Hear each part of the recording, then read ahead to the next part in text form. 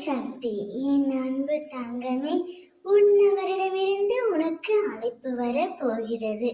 சூழ்நிலை காரணமாக பிரிந்த உறவு மனம் மாறி உன்னை தேடி வர போகிறது.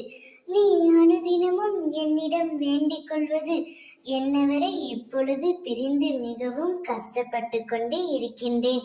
அம்மா, என்னுடையவரை எப்படியாவது என்னிடம் கொண்டு வந்து சேருங்கள், எனக்கான நிம்மதியை தாருங்கள் அம்மா என்றுதானே வேண்டினாய். நீ இவ்வளவு அன்பு அவர் மீது வைத்திருக்கும் போது நான் எப்படி உங்களை பிரிப்பேன்? ஏதோ ஒரு சூழ்நிலை காரணமாக, மனக்கசப்பு காரணமாக, கருத்து வேறுபாடு காரணமாக இந்த உறவு தற்காலிகமாகத்தான் பிரிந்துள்ளது. நிரந்தரமாக பிரிய உன் அம்மா நான் என்றுமே விடமாட்டேன். பிரிவதற்கு முன்பு நீ அவரை பிரிந்து இவ்வளவு வருத்தப்படுவாய் என்று நீயே எதிர்பார்க்கவில்லை.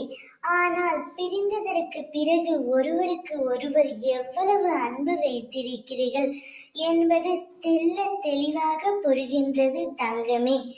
இவ்வளவு அன்பையும் நேசத்தையும் வைத்திருக்கும் உங்களை நிச்சயமாக நான் சேர்த்து வைக்கத்தான் போகின்றேன். நீங்கள் இருவரும் சந்தோஷமாக பல வருடம் வாழப் போகிறீர்கள். உன்னுடைய எதிர்காலம் நிச்சயம் சிறப்பாக மாறப்போகிறது. இன்றைய சூழ்நிலையை மனதில் வைத்துக்கொண்டு வாழ்க்கையே வெறுத்து போய் இருக்கின்றாய்.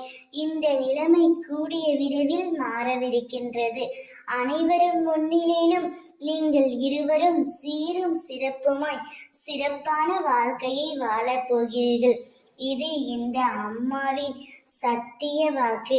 அவரே மனம் மாறி உன்னை தேடி வருவார். கோபத்தை சற்று தூரத்தில் எரிந்துவிடு. உறவுகளை புரிந்து கொண்டு வாழ கற்றுக்கொள். உனக்கான நல்ல நேரம் இதோ ஆரம்பித்து விட்டது.